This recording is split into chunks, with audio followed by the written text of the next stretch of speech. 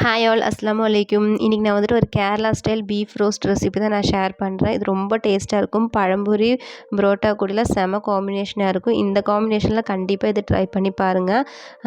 Video கடைசி வரை skip பண்ணாமல் பாருங்கள். ப்ளீஸ் சப்ஸ்கிரைப் பண்ணுங்கள்.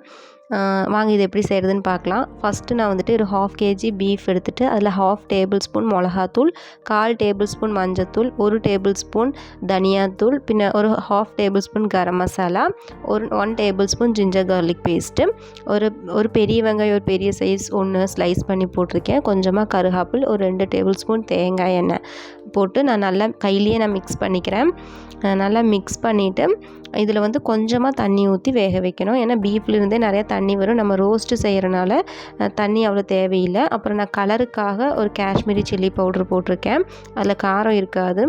தண்ணி ஊற்றி நான் மிக்ஸ் பண்ணிவிட்டு நான் குக்கரில் ஒரு 4 விசில் விட்டு எடுத்துக்கிறேன் ஸ்லோ ஃப்ளேமில்.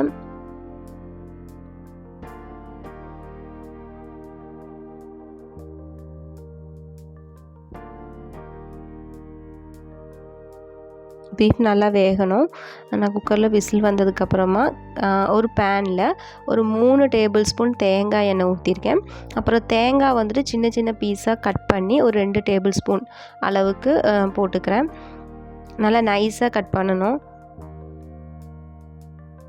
போட்டுட்டு அது நல்லா ஃப்ரை ஆகி வரணும் இந்த தேங்காய். அதுக்கப்புறமா இதில் சின்ன வெங்காயம் ஒரு 15 சின்ன வெங்காயம் சேர்த்துக்கிறேன். இந்த பீஃப் கூட இந்த தேங்காய் சேர்த்து வரும்போது நல்லா டேஸ்ட்டாக இருக்கும். கண்டிப்பாக ட்ரை பண்ணி பாருங்கள்.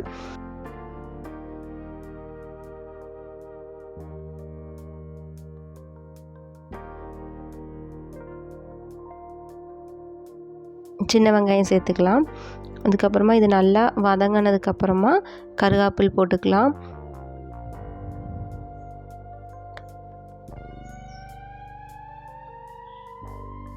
கருவேப்பிலை இதில் தக்காளி வந்து ஒரே ஒரு சின்ன தக்காளி சேர்த்தா போதும். தக்காளி அதிகமாக வேண்டாம். தக்காளி சேர்த்து இது நல்லா ஃப்ரை ஆகி வரணும். கொஞ்சமாக ஒரு காஷ்மீரி சில்லி பவுட்ரு போட்டிருக்கேன் கலருக்காக. அதுக்கப்புறமா இதில் வெந்த பீஃப் போட்டுக்கலாம். வேக வச்ச பீஃப் போட்டு நல்லா இது தண்ணி நல்லா ட்ரை ஆகி வரணும். அந்தளவுக்கு நல்லா கிளறி விட்டுக்கலாம். அதுக்கப்புறமா இதில் நான் தேவையான அளவு உப்பு சேர்த்துக்கலாம். உப்பு, அப்புறம் நம்ம வந்துட்டு கரம் மசாலா பவுடர் ஒரு 1/2 டேபிள் ஸ்பூன், பெப்பர் ஒரு 1 டேபிள் ஸ்பூன், லெமன் ஒரு பாதி லெமன் சேர்த்துக்கிறேன். நல்லா மிக்ஸ் பண்ணிக்கலாம். இது நல்லா கொதிச்சுட்டு இந்த தண்ணி நல்லா ட்ரை ஆகி வரணும். நான் கொஞ்சம் கூட பெப்பர் போட்டுக்கிறேன். காரம் பத்தலை, அதனால் ஒரு 1/2 டேபிள் ஸ்பூன் பெப்பர் சேர்த்துக்கிறேன்.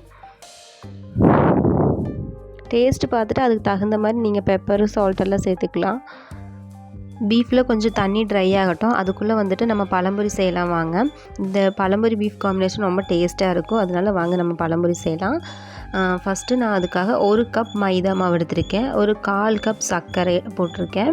அதுக்கப்புறம் அதில் ஒரு 1/4 கப் வந்துட்டு தோசை மாவு ஒரு 1/4 கப் சேர்த்துருக்கேன். ஒரு 1/4 டேபிள் ஸ்பூன் மஞ்சத்தூள், கொஞ்சமாக ஒரு பிஞ்ச் உப்பு சேர்த்துருக்கேன்.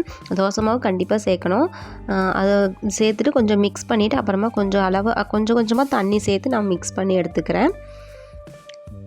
ரொம்ப தண்ணி ஊற்றிடக்கூடாது. ஃபஸ்ட்டு கொஞ்சமாக ஊற்றி நம்ம மிக்ஸ் பண்ணி பார்த்துட்டு அதுக்கப்புறம் தான் நம்ம ஆட் பண்ணி இந்த அளவுக்கு நம்ம பஜ்ஜி மாவு மாதிரி நல்லா மிக்ஸ் பண்ணிவிட்டு அதுக்குள்ளே நேந்திரப்பழம் வந்துட்டு நான் ஸ்லைஸாக கட் பண்ணிவிட்டு அது நம்ம மாவில் டிப் பண்ணிவிட்டு அதை நான் எண்ணெயில் ஃப்ரை பண்ணி எடுத்துக்கிறேன். ரொம்ப ஈஸியாக பண்ணிடலாம். ரொம்ப டேஸ்ட்டாக இருக்கும். அவ்வளோதான், பழம்பொரி ரெடி ஆயிடுச்சு. இனி தனியாக இது ஒரு பிளேட்டில் எடுத்து வச்சுக்கலாம். அப்புறம் அந்த பீஃபும் நல்லா தண்ணியெல்லாம் கொஞ்சம் கம்மியாகி ட்ரை ஆகி வந்துடுச்சு. அவ்வளோதான், பீஃப் ரோஸ்ட் ரெடி ஆயிடுச்சு. கண்டிப்பாக இதெல்லாம் ட்ரை பண்ணி பாருங்கள். கடைசியில் நான் கொஞ்சம் கருவேப்பிலை 2 டேபிள் ஸ்பூன் தேங்காய் எண்ணெய் ஊற்றி நான் இறக்கிறேன். ரொம்ப டேஸ்ட்டாக இருக்கும். பிடிச்சிருந்தா லைக் பண்ணுங்கள், சப்ஸ்கிரைப் பண்ணி சப்போர்ட் பண்ணுங்கள். உங்கள் சஜஷன்ஸ் கமெண்ட் பண்ணுங்கள். எல்லோரும் கண்டிப்பாக ட்ரை பண்ணி பாருங்கள். தேங்க்யூ ஃபார் வாட்சிங்.